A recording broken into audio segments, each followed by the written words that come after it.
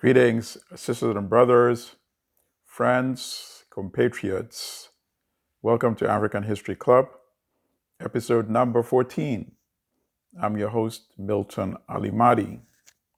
We've come quite a long way from our initial episode.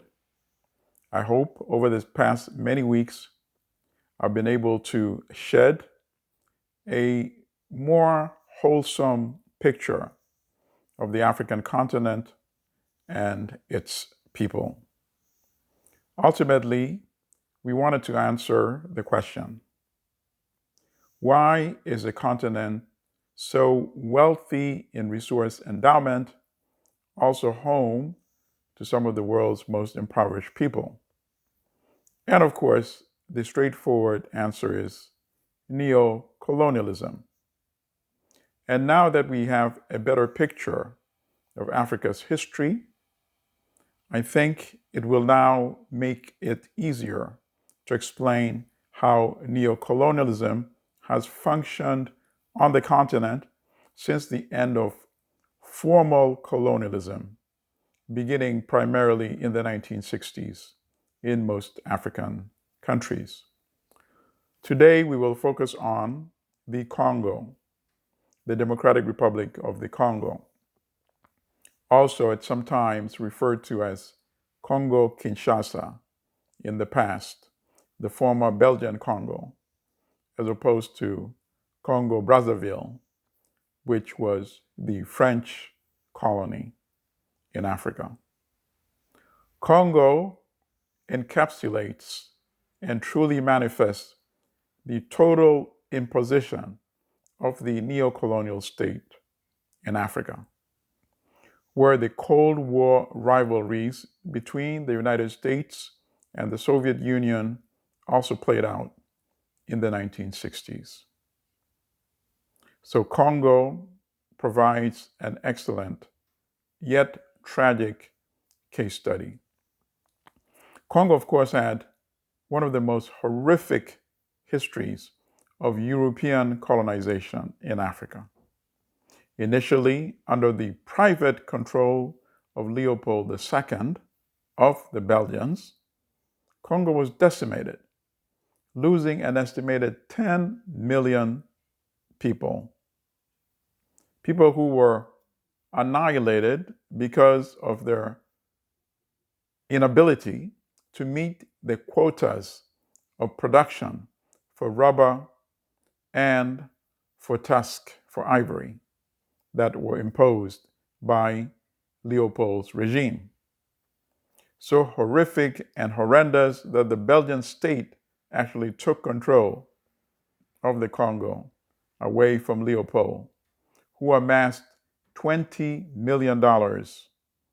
And we're talking $20 million in 19th century, from the 1890s. That's the kind of money he was able to amass by exploiting the Congo. And anybody's free to do the math to see what that would come up to in the 21st century. So now we arrive at independence in 1960. The Congolese are hopeful. They will now have an African government. What will this African government be able to accomplish? This African government was never given a chance. Lumumba won democratic elections, became the Prime Minister of the Congo, June 30, 1960. By September, he had already been overthrown. But let's look at some of the backstory before he was overthrown. Lumumba realized the importance of trying to have good relations with the United States. By that time, it had become clear that the US was the not only global power, but also the new and potential imperial power in Africa. And this followed after the Suez Crisis of 1956-1957, when President Gamal Abdel Nasser of Egypt nationalized the Suez Canal. And Britain France and Israel responded by invading, and they hoped the United States would have endorsed that imperial invasion when Eisenhower ordered the United States' supposed allies to withdraw, and they did. That signaled to the world that the old imperial power of Britain and France had ended. From now on, they would play second string to the United States. So, 1960, in March, Lumumba asked the Belgian authorities, even before Congo had won its independence, to secure an invitation for him to the United States, where he comes and is hoping to make a good impression, and yet he's only able to meet low-level employees of the State Department, very low-level officials, and they concluded that the US would not have good relations with the Congo. And it was for obvious reasons. The Congo possessed some of the most critical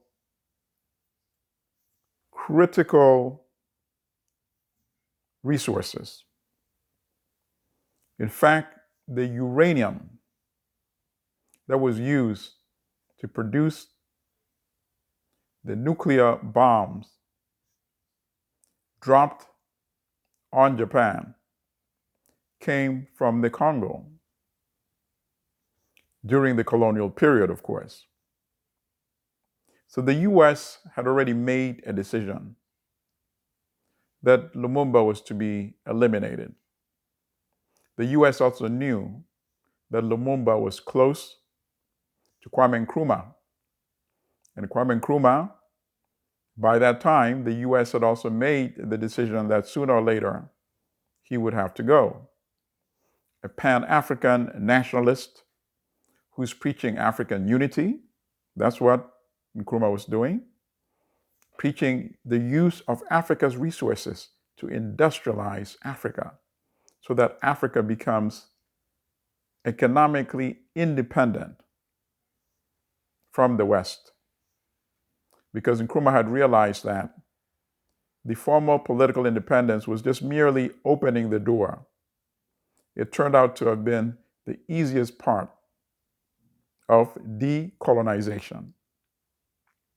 So Lumumba comes back to the Congo, and then the independence ceremony, June 30, 1960. The Belgian king, Baudouin, comes to these ceremonies, and he makes a speech, and he praises his ancestor, the genocidal Leopold II. He calls him a genius, and he says his work was now culminating the civilizing work of the Belgians with Congo's independence. Obviously, Lumumba did not take this well. So he then takes the podium and he makes his own speech. And I would like to actually read from that speech.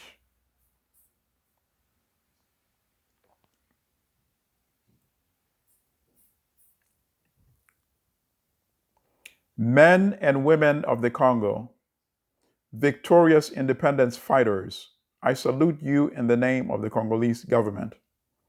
I ask all of you, my friends who tirelessly fought in our ranks, to mark this June 30, 1960 as an illustrious date that will be ever engraved in our hearts. A date whose meaning you will proudly explain to your children so that they in turn might relate to their grandchildren and great-grandchildren the glorious history of our struggle for freedom. Although this independence of the Congo is being proclaimed today, by agreement with Belgium, an amicable country with which we are on equal terms, no Congolese will ever forget that independence was won in struggle, a persevering and inspired struggle carried on from day to day, a struggle in which we were undaunted by privation or suffering and stinted neither strength nor blood. It was filled with tears, fire, and blood. We are deeply proud of our struggle because it was just and noble and indispensable in putting an end to the humiliating bondage forced upon us. That was our lot for the 80 years of colonial rule, and our wounds are too fresh and much too painful to be forgotten. We've experienced forced labor in exchange for pay that did not allow us to satisfy our hunger, to clothe ourselves, to have decent lodgings, or to bring up our children as dearly loved ones. Morning, noon, and night, we were subjected to jeers, insults, and blows because we were Negroes. Who will ever forget that the Black was addressed as two, not because he was a friend, but because the polite vous was reserved for the white man. We have seen our land seized in the name of ostensibly just laws, which gave recognition only to the right of might. We have not forgotten that the law was never the same for the white and the Black, that it was lenient to the ones and cruel and inhuman to the others. We've experienced the atrocious sufferings, being persecuted for political convictions and religious beliefs, and exiled from our native land. Our lot was worse than death itself. We have not forgotten that in the cities, the mansions were for the whites and the tumble-down huts for the Blacks, that a Black was not admitted to the cinemas, restaurants, and shops set aside for Europeans, that a Black traveled in the holes under the feet of the whites in their luxury cabins. Who will ever forget the shootings which killed so many of our brothers, or the cells into which were mercilessly thrown those who no longer wished to submit to the regime of injustice, oppression, and exploitation used by the colonialists as a tool of their domination? All that, my brothers, brought us untold suffering. But we who were elected by the votes of your representatives, representatives of the people, to guide our native land, we who have suffered in body and soul from the colonial oppression, we tell you that henceforth all that is finished with. The Republic of the Congo has been proclaimed, and our beloved country's future is now in the hands of its own people. Brothers, let us commence together a new struggle, a sublime struggle that will lead our country to peace, prosperity, and greatness. Together we shall establish social justice and ensure for every man a fair remuneration for his labor. We shall show the world what the Black man can do when working in liberty, and we shall make the Congo the pride of Africa.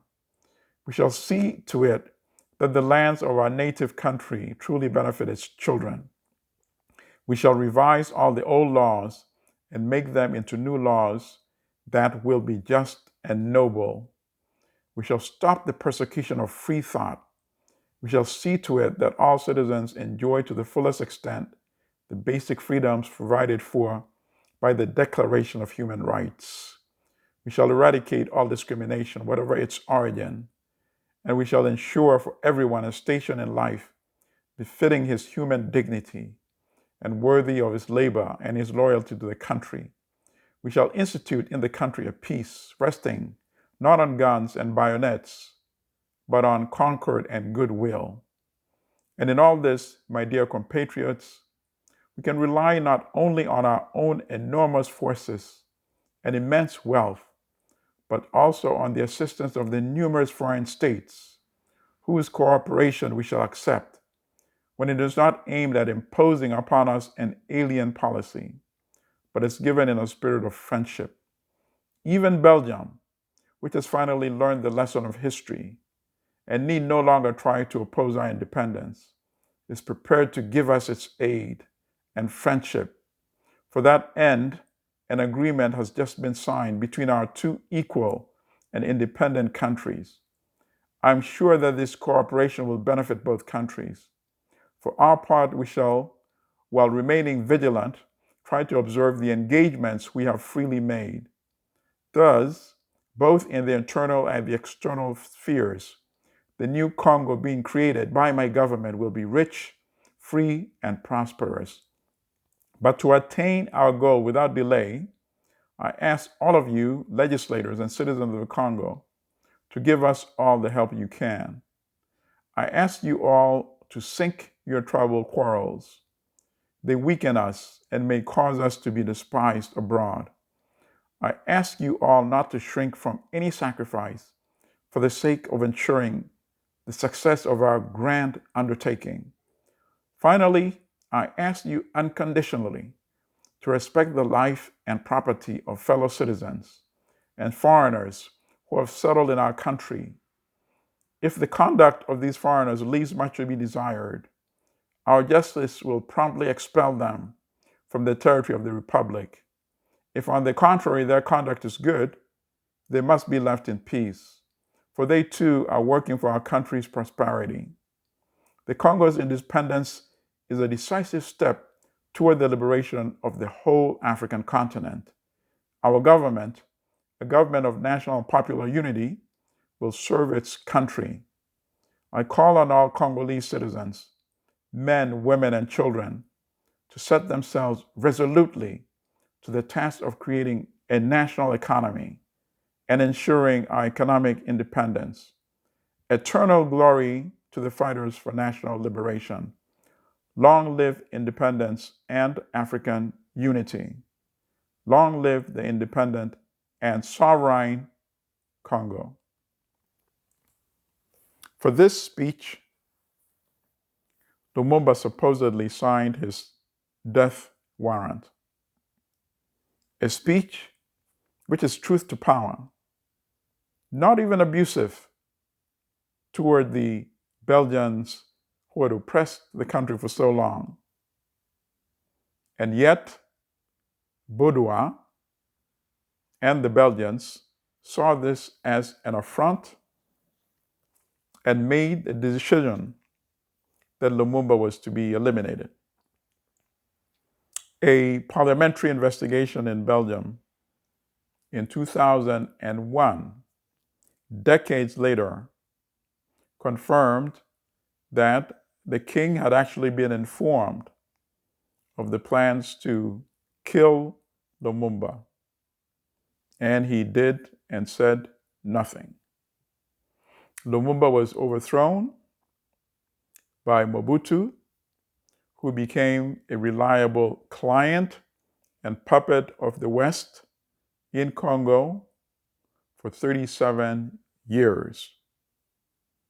He was overthrown, and then he was handed over to the Katanga region, where the Belgians had encouraged secession and supported it militarily and financially, because Katanga at that time had some of the richest copper mines in the Congo. So they supported Moise Tshombé's breakaway secessionist region in the Congo. Lumumba had appealed for support from the United Nations. But as you know, the United Nations follows the instructions of whoever pays the bill. And it was the United States. So the United Nations did not suppress the secession and did not suppress the rebellion and allowed Lumumba to be captured by Mobutu, who was, of course, a U.S. CIA agent and to be handed over to Chombe, where he was executed together with his close colleagues by firing squad. And then the Belgian officers dismembered his body, burnt his body, and dissolved it in acid so that the Congolese could not even have a monument where they could go and pay their respects and be inspired by the legacy of Patrice Lumumba. The Congolese tried to fight back. There were many rebellions against Mobutu. There's an episode that some of you may not be familiar with. In 1965, Che Guevara from Cuba went with dozens of African Cubans, Afro-Cubans, through what was then Tanganyika, before it united with Zanzibar to become Tanzania. And through there, went into Eastern Congo to help train rebels who are fighting against the CIA-backed government of Mobutu and Chombe. Che was there for about 7 months. The Congolese rebels were not as disciplined as the Cubans, who had fought successfully in Cuba during the Cuban Revolution. And eventually, after 7 months of efforts, Che abandoned and left Congo and returned to Cuba.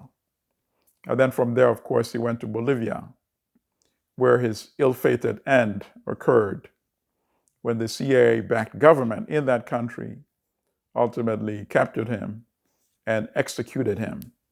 But there were numerous other uprisings. And during that time when Che was actually fighting with the Congolese against the Mobutu regime, the Mobutu regime was backed by Cuban exiles who had fled after Castro had won power. So they were the fighter pilots flying bombing missions for Mobutu in the Congo. So while Che was fighting with the pro-Lumumba forces, Cuban exiles who had fled to Miami were fighting for the corrupt Mobutu regime. So Mobutu's regime endured for 37 years. Every time the Congolese took up arms and tried to overthrow Mobutu through insurgency, rebellions, the United States would intervene and support a military intervention against these rebels who were seeking to overthrow Mobutu. Ironically, ultimately, in 1997, Mobutu was overthrown. And the person who became the new president was Laurent Kabila, who had been one of the leaders of the rebellions in 1965 when Che had gone to Congo. Che had never been really impressed with Kabila because while Che was on the front line fighting with and helping to train the guerrillas, Kabila was reportedly most of the time in Dar es Salaam, the capital of Tanganyika, while Che was busy doing the hard and risky work during the insurgency. But how ironic that decades later, long after Che had been executed, Kabila did end up becoming president of the Congo. Kabila did not last long. He was assassinated in 2001. At that time, he had tried to exert his independence from Uganda and Rwanda, the two countries that had helped install him in power. And Uganda and Rwanda are neo-colonial Western client states in East Africa. So that was how Mobutu was imposed upon the Congolese and maintained until 1997. During that period, he reportedly amassed a personal fortune of about $5 billion. the typical Western puppet client state, allowing free access to Congo's minerals to Western companies, Belgian companies, American companies, British companies, and French companies. And for that, he had a free hand to destroy the Congo. He also served as a client in another way, tried to undermine governments in other African countries, primarily in Angola. Angola's government was under the MPLA, which was one of the guerrilla armies that Cuba had supported to secure power when a power struggle emerged in 1975 after the defeat of the Portuguese colonial army. So there was an interim period when there was no government, and the three rebel armies fought to see who would get to be in charge. The MPLA, backed by Cuba primarily, and UNITA under Jonas Savimbi, backed by the CIA and the United States, and the FNLA under Holden Robato, backed by the United States and the CIA, and operating out of what had been changed from Congo to Zaire. That's the name that Mobutu had given to Congo. So that's the other role that Mobutu also had provided on behalf of Western imperialism in Africa. So Mobutu and the Congo provides an example of the kind of states that emerged in many African countries, with Mobutu and the Congo being the most extreme example, of course. In episode number 15, we will look at Kwame Nkrumah and Ghana under Kwame Nkrumah. Because in Ghana, Nkrumah tried to break away from this neocolonial model. Nkrumah believed that the only way that Africa can truly become independent was to become economically independent. And that could not happen until African countries were using Africa's resources to industrialize, to create products that they would not need to import, to create jobs through industrialization, and to be able to export these manufactured products and compete with the West. And we'll examine that in episode number 15. So this brings us to a conclusion of episode number 14. Thank you all for your continued support, and I look forward to visiting with you again next week. Stay strong, stay healthy, be well.